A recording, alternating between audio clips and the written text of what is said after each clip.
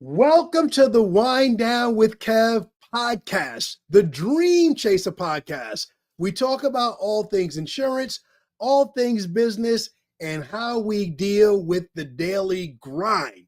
Before we get started with my amazing guest today, I have to give a big shout out and a big thank you to the Wine Down with Kev community. We are growing in subscribers every day, every episode.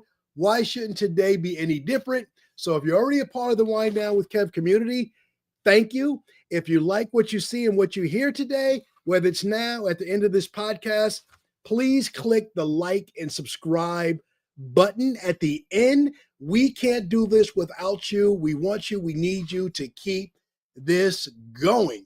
One other announcement before we start the podcast. Big shout out to my first sponsor for the Wine Down with Kev podcast, DJ Carol and Carol Media. Let's go. So if you want to know how I've made over 1 million impressions the last 2 years, how did I get to the 2 Comma Club 2 times in a row? Talk to Carol Media. You'll see their logo on the down below. Click on it, check them out. They'll definitely help you out.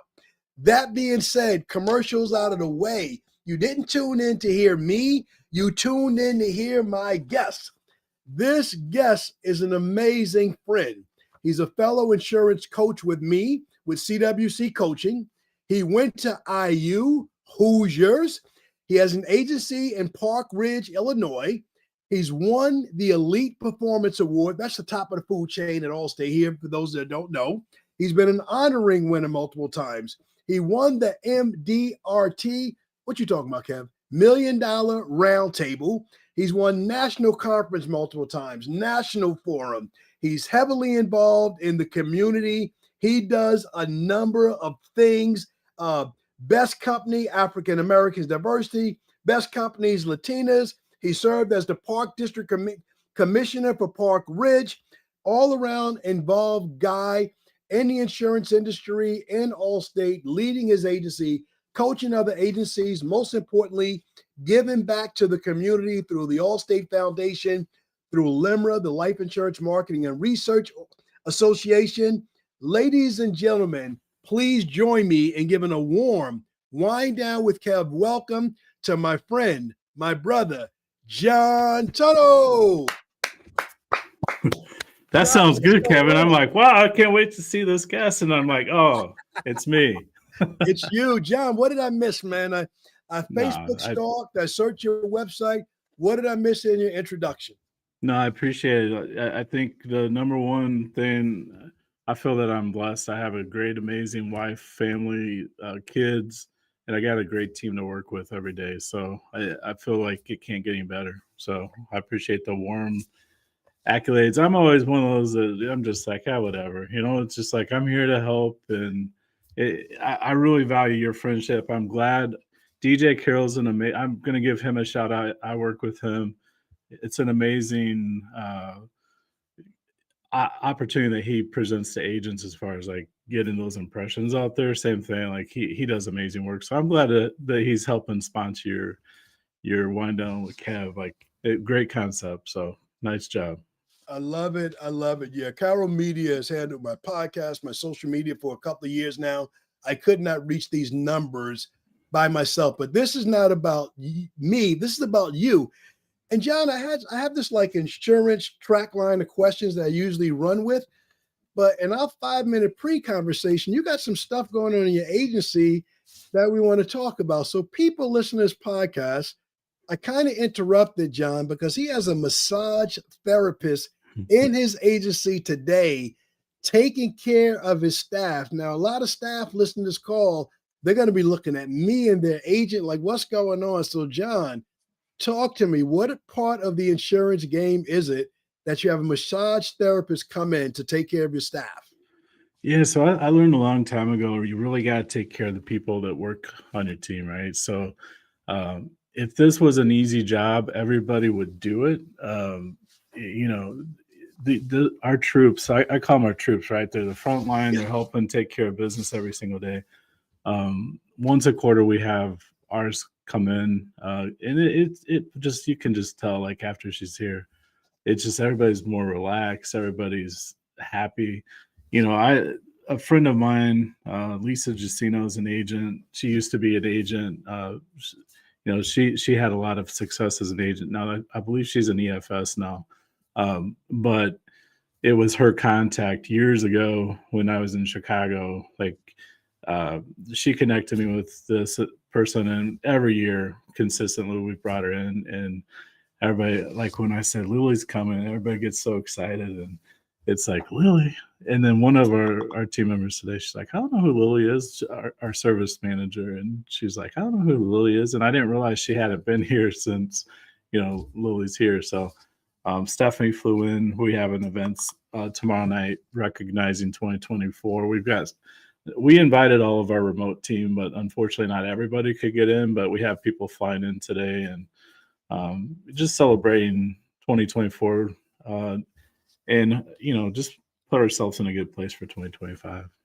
John, I love it, man. I love it. So you have an event tomorrow, Friday, celebrating your accomplishments, but having a massage therapist in the day before, that's quite a cocktail hour. That's quite a wind down. That's a wind down right there. So agents, other business owners listening to this podcast, we use words like taking care of people lightly, but that's an actual demonstration of it. Having someone come in, and then having a virtual staff, some in office, some out. Talk to me about your team. How many in office? How many virtual? What states are they in? So we're all over the place. We're up to 18. And as far as like, we have a location that we just acquired January 1st. So we've got 4 people in Wisconsin. I just hired 2 that are bringing on, so we'll have more people. But we have in the office right now on a daily basis, there's 4 of us in the office. The rest are in the remote land. So including Stephanie, she runs it remotely with the sales team. So we have, we struggle with that. I think, just trying to get it right, because I think, everybody likes the idea of like, oh, well, we want to try to attract people from all over the country, right? And we've made terrible mistakes. Like, we brought people, oh, you've got experience with this carrier. Awesome. We're going to go after this person. They're just plug and play. We're not going to have to train them very much. And, shame on us for thinking that way, because it's like, just like with anything, what we found is, there might be a producer that, writes 100 plus items at an agency in such and such state. And you're like, oh, this is going to be perfect. They come here and they struggle because the Chicago market is tough, just like New York. You can't take, a person from Texas, just as an example, and bring that charm into a Chicago person. They're not going to have that. Just like, people in New York are going to be like, what are you talking about? Why are you, why are you trying to slow me down?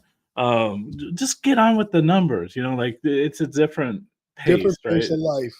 And we after about 3 years, we've started to kind of figure out what works. Having a morning huddle together as a team, I call it breaking bread with our fellow family, right? So it's an agency family, and just to get in the right place in the morning.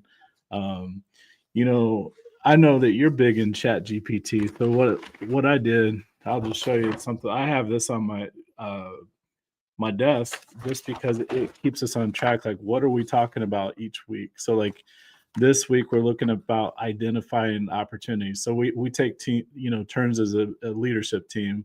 One day it's service focused, one day it's sales focused, one day it's number focused. But, we're looking, today we were talking about turning a service to sales transaction. So, and it was really helpful because, and I know you go on and talk about the whole Chat GPT, and you got some great books about AI, and I'm not going to steal the thunder there, but just the tool that you've helped share. And then you're like, well, I don't have time to figure this out. You just say, hey, help me. I want to talk about this topic over the course of the next month. Like, these are the topics I want to talk about. I want to schedule. And it did everything. Put it in a nice little format. I sent it out to the leadership team. It's done. It takes 5 minutes. It saves time. And here we are. So we call that a system. Save yourself time, energy, and money. and I'm glad you did it. So, man, this is going to be the easiest conversation. We have so many places to go business-wise, but we got a couple of friends in common. So you mentioned Lisa Jacino. She and I go back to the Life region in Vernon Hills together. And on your website, I show you're working with Henry Schmidt. He and I have history together and working together as leaders. So please say hello to both of them for me, both near and dear friends that I really loved working with in the past. But before we get heavy in business, please shout your wife out. Please tell me about the kids, the ages, and what they're into. Sure. Marianne, I've been fortunate enough to be married to her since 2005. So we I feel that we have a good relationship. I think we've learned a lot through the years. Like, you know, for me to be a scratch agent and she's still with me, thank God. You know, I'll count my blessings there because she didn't marry me for the money, that's for sure. So, but she is a art therapist by trade. So she works with, you know, trauma and so forth, working with people through art. And she's done a great job helping raise Alex and Caroline. She's launched her own website now, so she's painting more, which is fantastic. So she has a studio in her house in our basement, and you know, creates a lot of impressive things that I wish I had the talents that she had. But you know, when maybe my talents running a business, she's doing that with actual talent, like making things out of nothing, which it's incredible. I respect her a lot. You know, to pursue her dreams at this chapter of life, which, you know, when you have the little kids and the stress involved of starting up a insurance agency, like this is a great dream. Like, I just remember like, so when are we going to be able to pay this, or when are we going to be able to do this? And you know, I've been very fortunate to be able to have a partner in life that's, you know, a friend first and foremost. Like, and it's, you know, I call it the love story of the ages. Like, we've survived, you know, in this day and age. Like, I respect her so much, and humbled by her talents. So that's Marianne. We have our son Alex is a junior in high school. He's 17. He thinks he's about 35, 40. I think at this point he used to be really into baseball, football, basketball, the sports. I helped coach when he was little, so it's probably my fault he's not into that anymore. Guilty. But he's into cars, working on he's taken an automotives class as a junior that he's very interested in learning about the motors and like how to modify the cars and that kind of thing. Caroline is in 8th grade, and she's really gone into, from like a basketball background, into more, she's really enjoying playing volleyball. And I will say, watching her develop over the last couple of years has been exciting for me, just to watch. You know, I don't know anything about volleyball, so that's good for me because I'm not like, oh, why aren't they doing this, or why aren't they doing this? And just watching her team develop as a team, you can see, like, compared to last year, I think it's really cool to see that progress. And the same thing, like, I would compare it to like an agency where when you see someone that's really struggling and then all of a sudden they become a good producer, it's just like, to me, it's really cool to see from the outside as a dad, see your kids growing as people. They're both great friends, I feel. I think we've done a great job as a partnership. I know that I probably didn't carry as much weight as Marianne did, but just the level, they respect others. They give back to the community when they can. I think it's cool to watch. So I really respect both of them. And it's cool to become I don't want to say your best friends, right? So, but just be there if they need you. And just like one of the things I think my family struggled with when I was little is saying I love you. So that just wasn't a thing Dad said to their sons at that stage. So I always start the day with, I hope you have a great day, I love you, to both of them. And you know, just to let them know, hey, we all make mistakes, but there's love for you. So Hey, John, I got to stop you there. I can't let that point go, like, not emphasize what you just said. Just help like parents everywhere listening to this podcast do a little bit better at home. So I'm a note taker while you're talking, although I'm a digital guy. I still like having a good old pen and paper. Um, every single day, I love you. I hope you have a great day. That's the text. So Every hope single you day have, is a text. yeah. I love it. I still, my parents are getting older, and I'm the son that still calls their mom every single day and their dad just to check in on them. And I think we take time for granted, and that's one of the commodities that we don't have an endless amount of time. We can always make more money. You can't buy time, and just um, I've got, I don't have the closest relationship with my siblings, which I feel sad about. And I'm not going to go on the podcast and turn this into a Jerry Springer show or anything. There's not drama. It's just we've kind of grown apart in our age. I'm the baby of the family, so my sisters are 6 years older than me and above. So I'm the guy that got left behind, so to speak. But I You're the still, surprise. You're the surprise. So if your whoop. sister is watching this, text your younger brother, tell him you love him and you hope he has Yeah. a great day. Hey, John, I can't leave this point. What is your wife's website? You got to shout her out, man. I want you to get dinner tonight when she sees this. Plug her. It's yeah. So her website is maryantunnel.com. So it's MARYANNTUNNELL.com. So she's got some cool work out there. So All right, I like it. I think she has a great talent. All right, I helped you out. Dinner's on the table. Life is good in the Tunnel household. What do you love about being an Allstate agent?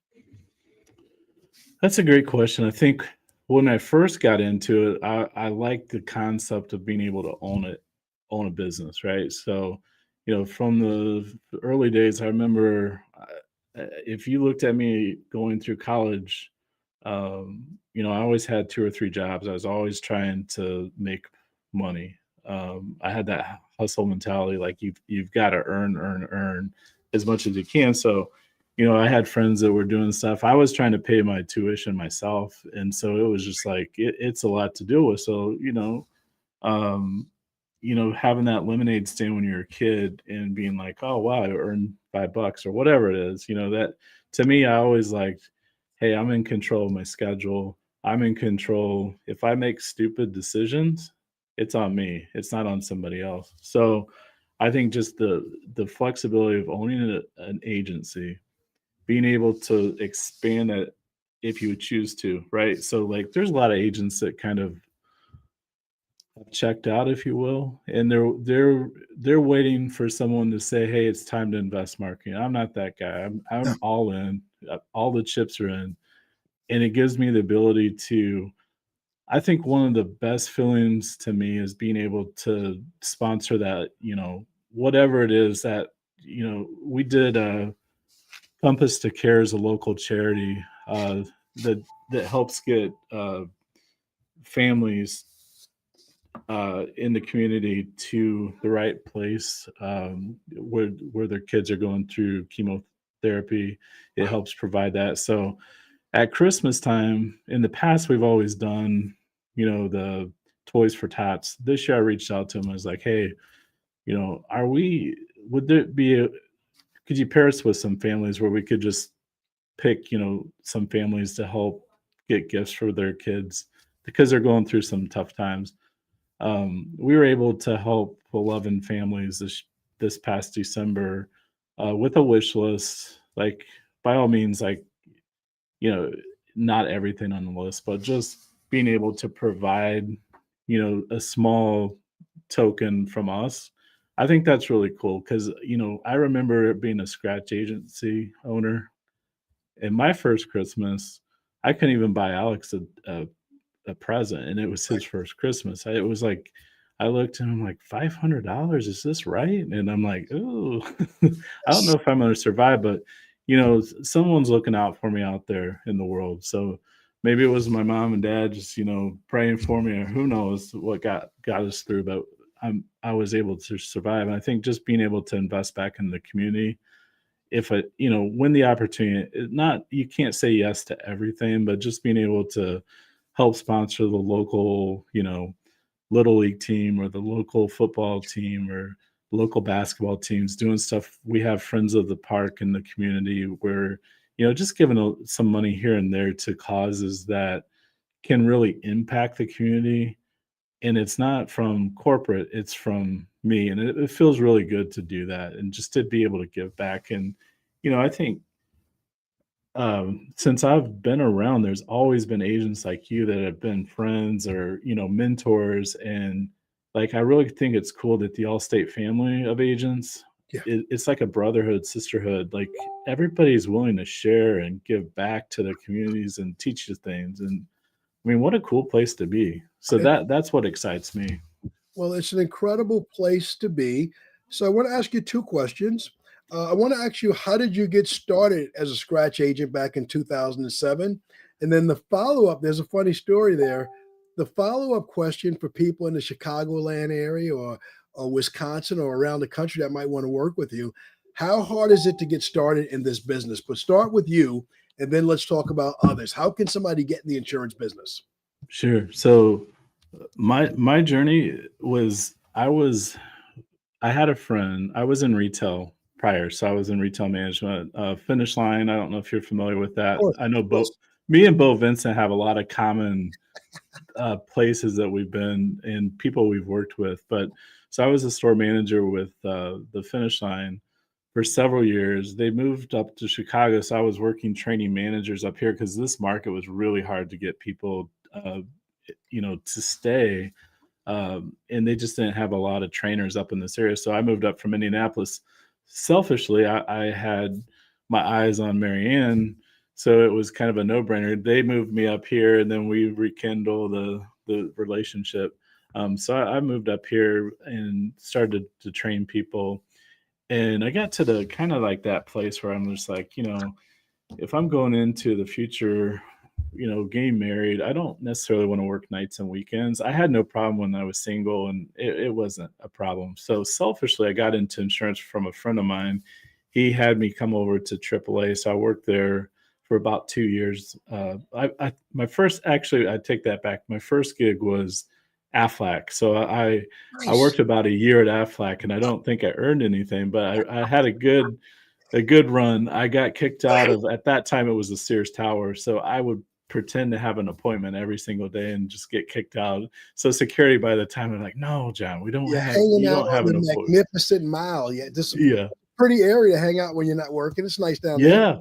I mean, I got a lot of free time to spend with Marianne that summer. So I mean, you're at a place in life for a reason at any given time, right? So you learn something. So it's not a failure. I learned from that I didn't want to do that type of door-to-door sales. And so then a buddy of mine was working at AAA at the time, and so I interviewed with them and I got a job. And I didn't realize at the time it was an hour and a half commute every one way. So I was in downtown Chicago driving out to Downers Grove, and there was a terrible snowstorm, and uh, we had like a maybe 7.5, 8 hour just sitting in the snow Oh yeah. coming back. And I was just like, at that point, I was like, I don't think this is really where I want to be long term. And then I for whatever reason, like a few days later, I got an email from a recruiter because I had my resume and someone was talking about the Allstate opportunity. And I was like, yeah. I started talking, and, you know, back in those days, you had that capital requirement that was pretty small compared to what it is now. But at that time, I was like, this is interesting. I don't have any money, but we'll figure it out. So um, I was very fortunate to be able to have that money for a short time and then try to figure it out as a scratch agent owner. Oh, Um, that's what brought me here. Just selfishly, I wanted to get out of that retail hours, restaurant hours, because I had worked since when I left college. I left my senior year from Anderson University. I actually finished my degree about a year and a half ago. I don't know if you know that, but I no, finished up online. congratulations. Yeah, so it was one of those things. I didn't need the degree, obviously, but You wanted to I finish your just food. it was one of those things where I needed to check that box off for my own thing because when I left, I was like, man, I just can't afford it anymore. Like I Yeah. was working 3 or 4 jobs and I couldn't do it. So we don't have money. You got to make decisions. I didn't want to go into any more debt. So, Right. but I did finish that. And um, circling back, like I felt like, Allstate made a lot of sense. I went to other carriers and just the opportunity to have an economic interest in the business and being able to build a future, I thought that was pretty cool. So that's how I got into it. You asked me how hard it is Yeah, to for get somebody into else, this you're business. growing. You've got somebody listening to this podcast. They're working retail right now. They don't have holidays and weekends off to themselves, and they think insurance might be a good fit. How hard is it to get into this business today? I mean, to get into it, it's not hard at all. If you can fog a mirror and pass a test, I think you can get a job in insurance.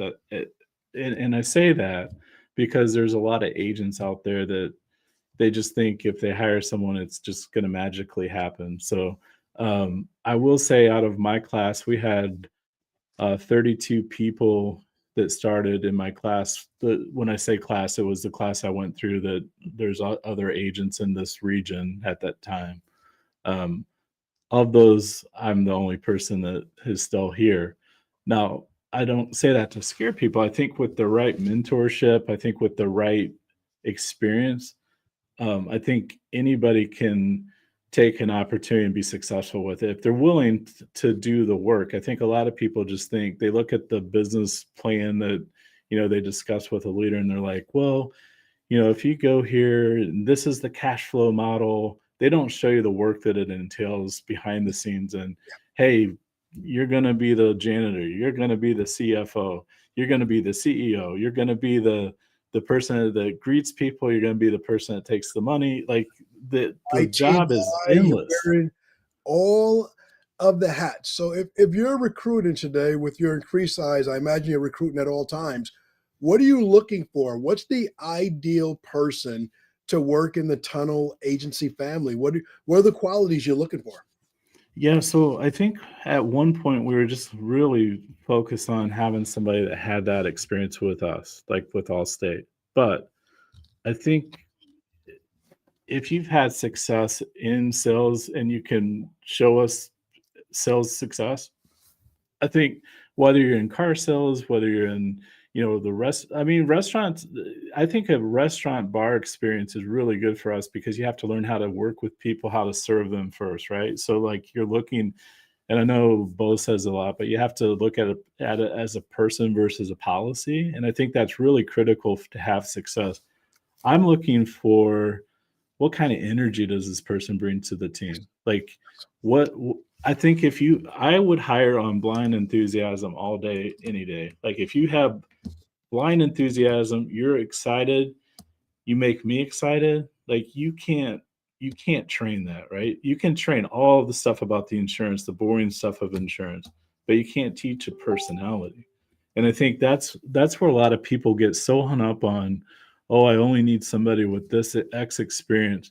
You know, I'm fortunate somebody gave me a chance to get into insurance when they did. Um, I'm very fortunate that people that I was willing to ask, like, hey, I need help here, and they were willing to mentor me. And that's why I find it very rewarding to help others, just to scale or get back to it. I think, you know, I struggle a lot of times because I think people think you get to a certain level and you got it all figured out. You don't. We're Mhm. learning something new every single day. We're always trying to continuously improve ourselves, right? So it's like having the conversations with you, having the conversations with Craig or whoever it is in the world, um, just to get a little bit better each day and try to learn something. If a person comes in and they have enthusiasm and they're willing to be coached each day, they put we before me. Like that's what we're looking for on our team at any given time. Um, I've found that agents that I work with or even myself, sometimes you hold on to that top producer because they're bringing in the numbers that you need to get your goals. However, you can be creating a lot of trauma to others in your agency. Somebody else, yeah. just you call it the cancer and the agency. It's like um, you have to be willing to make sacrifices, and one of those is like not accepting. Like you're the one in charge. Your name's on the door. Everything's at risk for you. Why are you holding on to this person that doesn't represent you well? Like, I call it addition by subtraction. Sometimes when you move on to those people from them, you're actually expanding your team. So, John, you said something, blind enthusiasm. I've read every book I can read. I try to read everything positive I can. That's new to me. And if it's new to you, put it in the comments, blind enthusiasm. John, let's pivot a little bit. Born and raised in Indiana, you're in Chicagoland right now. So let me just ask you some sports questions and I'm going to ask you some other stuff. Pacers or Bulls? oh, so that's a tough one, but I'll go Bulls just because I grew up watching Jordan play. And All right. so my one of the good experiences that I have growing up is on Friday nights, my dad and I would watch WGN Oh, in yeah. little old Anderson, Indiana, and Yes. watch the Bulls, and they were terrible. And Jordan came in, started. It was just for me. It's always been the Bulls, and I don't know if you can see it. Probably if I there we There go. we go. The There's the goat. The Yeah. goat. So that The GOAT is yeah. on the wall, the second best player behind LeBron James. Only kidding. Well, and then I say it's a tough decision because my brother-in-law was actually a mascot for the Fever.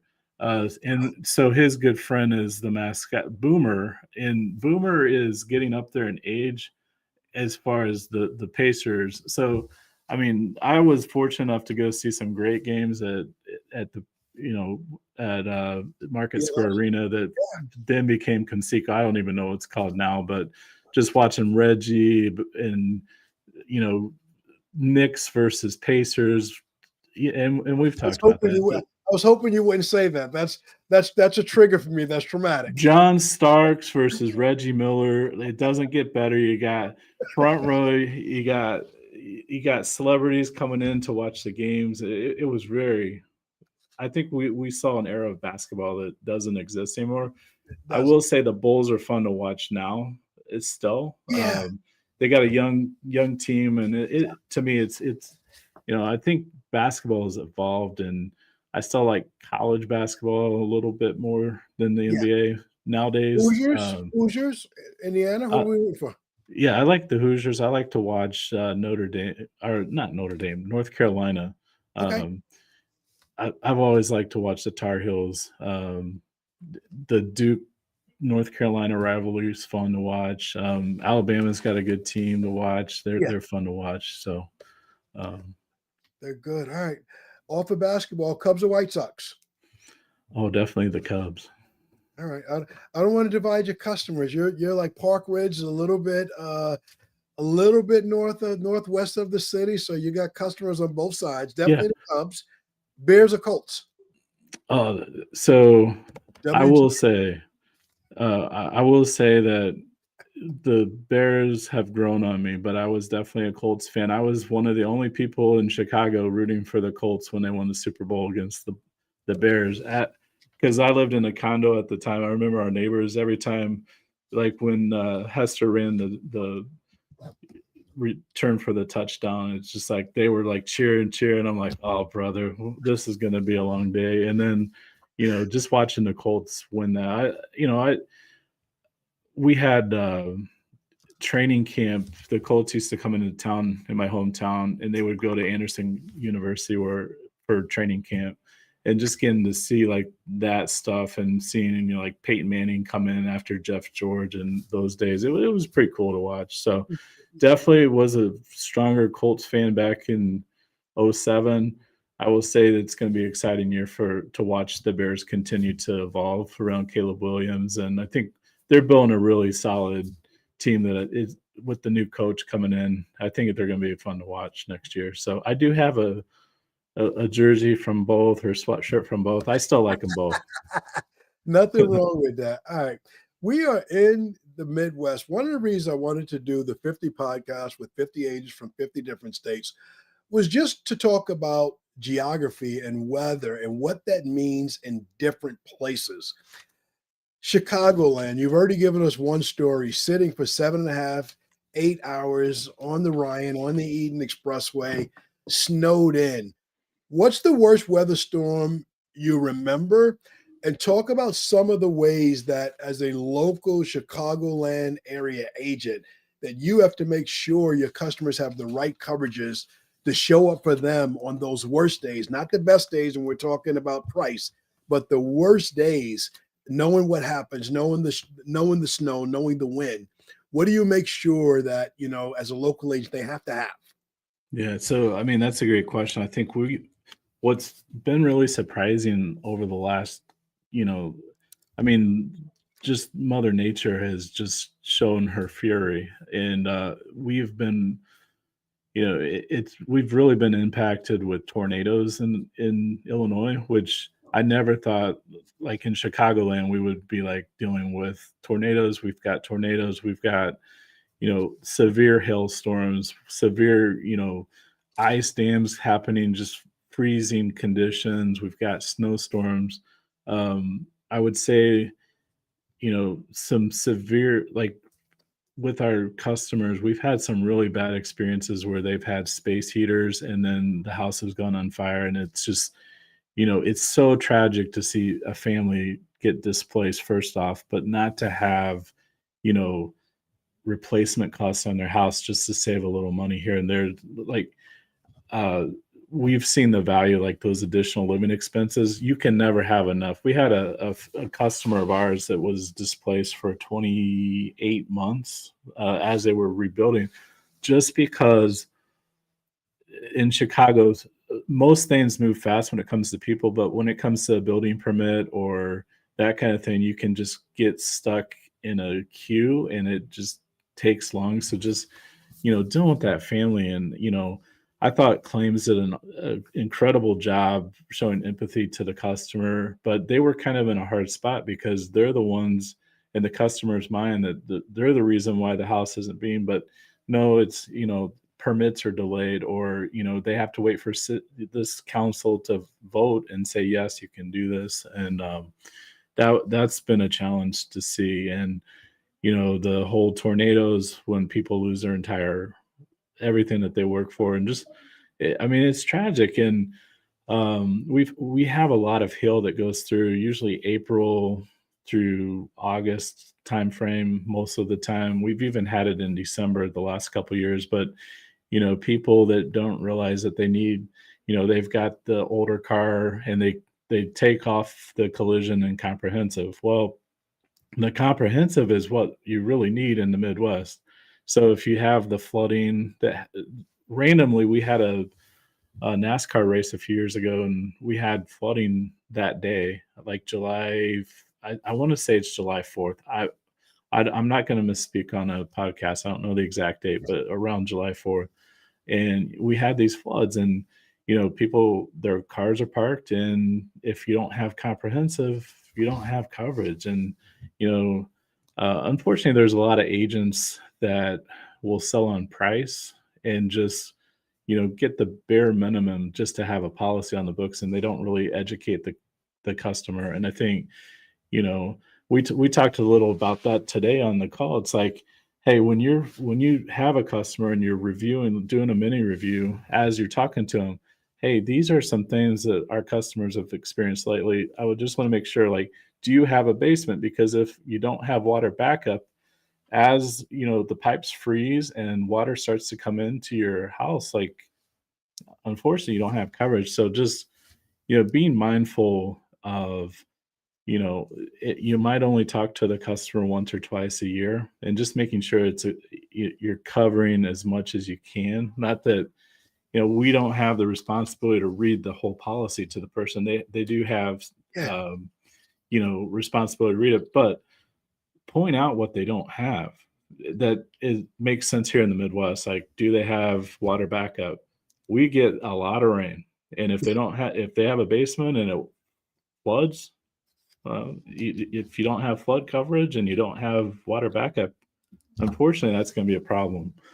If you don't have, the comprehensive coverage and your car gets hail damage, there's nothing there. So, John, you gave me a tremendous answer, which proves a point. My theory of doing this is just the value of the local agent. If I'm working for a 1-800 number or a .com company somewhere and I don't know that information, I'm going to do a bad job. Funny tornado story. We moved to Chicago from New York, February 27th, 1991. Next day, February 28th, my first day in the office. I'm working in the Life Company at the time. At the time, it was located on Lake Cook Road in Deerfield, not far from where the Bulls practice. I'm at work. My wife's at home in the apartment with my 4-year-old son. And 3 o'clock, she calls me. I'm like, what's up? New job. I can't really talk. She said, Kevin, there's a tornado warning on TV and it's pitch black outside. oh no. What are we going to do? I said, well, my first tornado, just like yours. I have no idea, but I also have to stay at work so we can, so this goes well. So geography and the different weather events that happened, fortunately, nothing happened. There was no loss. It was just that warning that came on the TV. And we knew we weren't in New York anymore because it was very, very different. So let's pivot to something that you said earlier. You talked about starting in insurance, door to door. And today, you're one of the leaders in the digital journey for agents. You post something positive on Facebook every single morning. Now, fast forward, you're going up to Wisconsin, new location. Do you have your door hangers ready? Are you loading up with people that are going to knock door to door? Or you have more of a digital marketing strategy in mind to let people know that you're there? So I think that's a great question. I think the opportunity there, just because of the market share that we have in that state, is, to me, I scratch my head. I'm like, this is kind of a no-brainer to go in here. But we're working on the social media content as we start to get out there with the new brand. Ken Shields, he was in the Midwest for a while. So I know Ken. Yeah. Please tell Ken hello. Yeah, so with him retiring and taking over that, he has a really fantastic foundation to build upon. And I think what we're just trying to do is understand, like, where can we help the team grow the most with the foundation that they have. It's an incredible team, and I'm very fortunate that Ken invested a lot into their development. It's really a turnkey operation.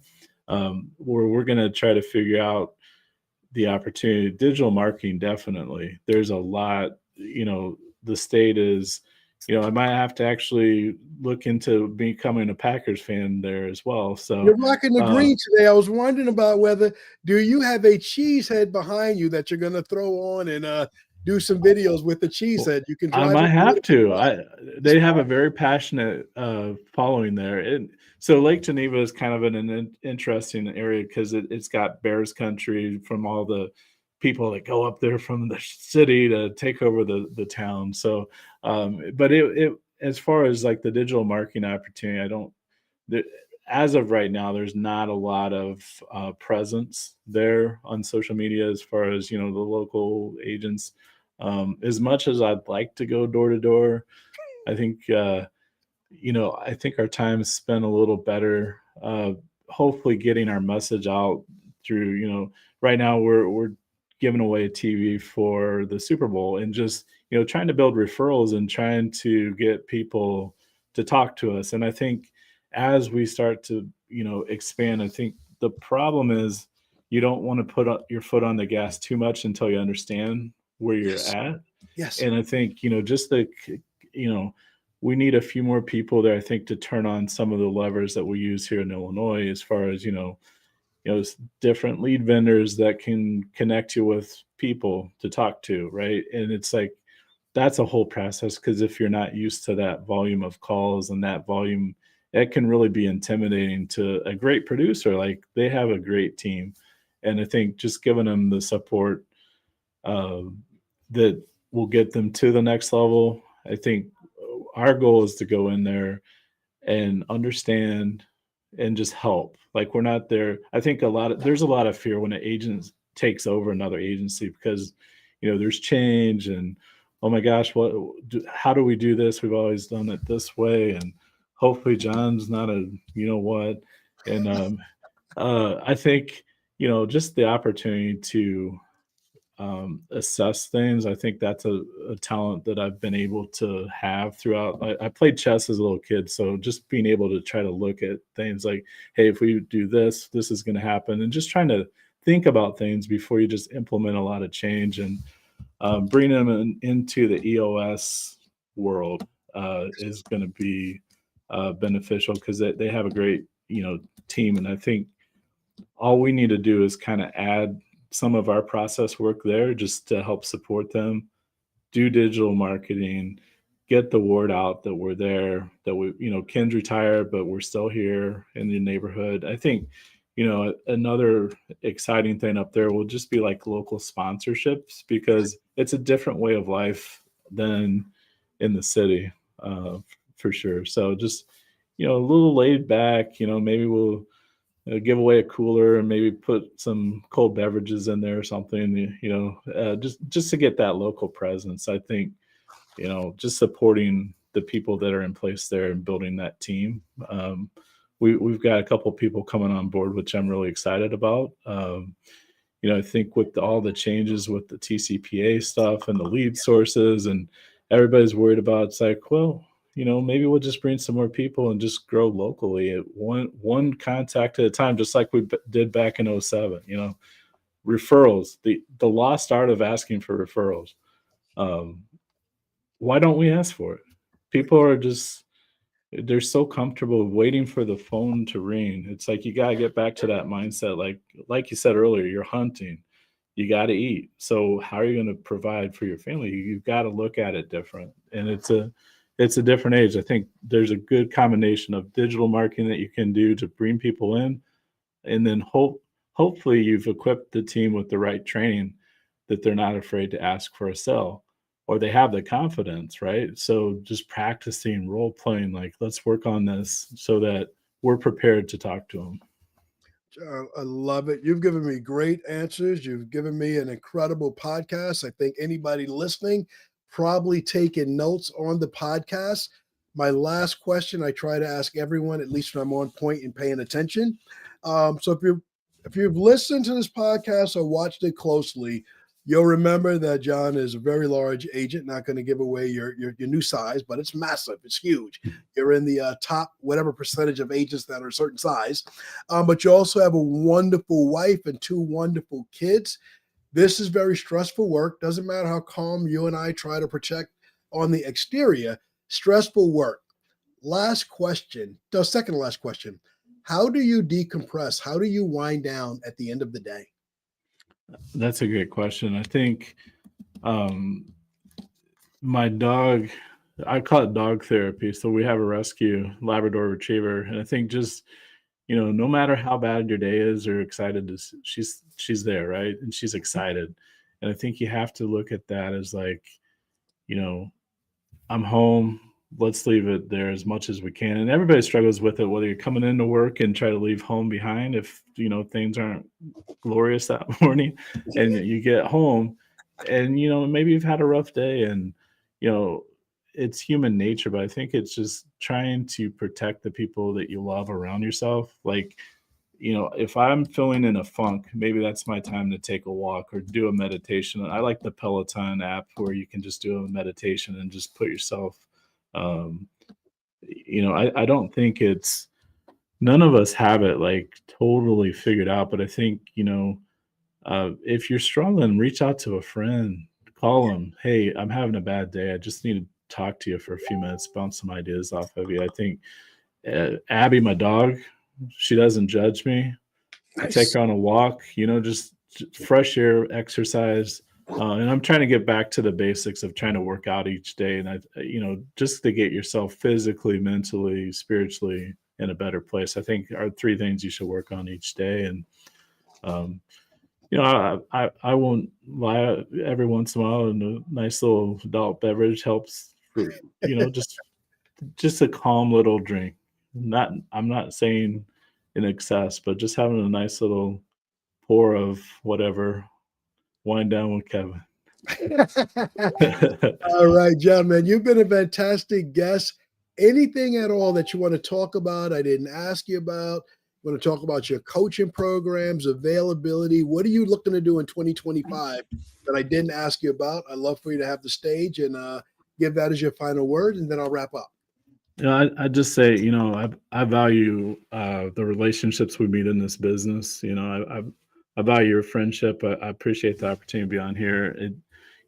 I'm excited about 2025, not only the opportunity that we have for our team here, but I think overall the industry, just if you can get the word out in your community, I think there's a lot of opportunity that people, they're so worried about little changes here and there that they start to become paralyzed and not realize, the longer that you try to figure out the next step, you're getting left behind. You got to go forward, move forward. And, it's fun to be in the coaching world. It is stressful because I will say this, I'm not for everybody, right? So I'm not and just like you, like there's clients that we might have that we're going to do it a different way. What I don't understand is like, why are you going to invest in coaching? And it's a big commitment and think, this is just a place to come and, just talk and complain. Like, let's take action. You're investing money. My time is valuable. Your time's valuable. If we're going to work together, let's build it. And, I'm excited because I haven't been on the team too long. I think it was March of last year, maybe. So, I've started to develop those clients and the friendships that come with that and working with the teams. And, at the end of the day, if I can help somebody be a little bit better than they were when I'm working with them, to me, that's a success. If I can't help them, it's better that they find somebody that can help them. So I always look forward to coaching calls. Sometimes it can get stressful in the world that we live in, just the time blocking and there's nothing worse than when you have a client that's booked and then they don't show up, and you're like, wait, I could have met with this person, but I'm not here to sell anything. I'm excited for the opportunity to help people in 2025 grow. So, and I'm excited for the agency to get it to the next level with the size that we are and the team that we're building. It's very rewarding coming from the scratch. And I have to remind myself every single day, one thing, everybody doesn't have an unlimited budget. And so if you can teach things that won't require them investing heavily, like they're already investing in coaching, you got to be able to give them something in return, right? So I'm excited to build friendships too, like meet new people. I just got on the NAB, so I'm excited to learn that whole world and navigate being a liaison for agents. So I'm excited for 2025. John, I love it. Ladies and gentlemen, John Tunnell, what a fantastic podcast. You just dropped jewel after jewel, idea after idea, both on the productivity side to grow the business, but also on the personal side to really maintain yourself while you're on this journey to grow your business. So, ladies and gentlemen, Wine Down with Kev community, if you're here already, thank you for being here. If you liked what you heard today and you want more of this kind of content, please hit that notification button, like, subscribe, and become a part of the Wine Down with Kev community. And before you go, please put your hands together. Please give me some comments, say some really nice things to John, because I think he gave us some incredible jewels, incredible tips, and can't wait to get to know him. If you go to any conferences this year, seek him out. He'll be there. He's probably at the Midwest Forum. He's probably at the Texas Forum, probably headed down to Cancun, and he'll definitely be in Vegas. Wherever you see him at, wherever you find him at, shout him out and thank him for all the tips he shared with us today. That's it. Thank you for tuning in to another episode of Wine Down with Kev.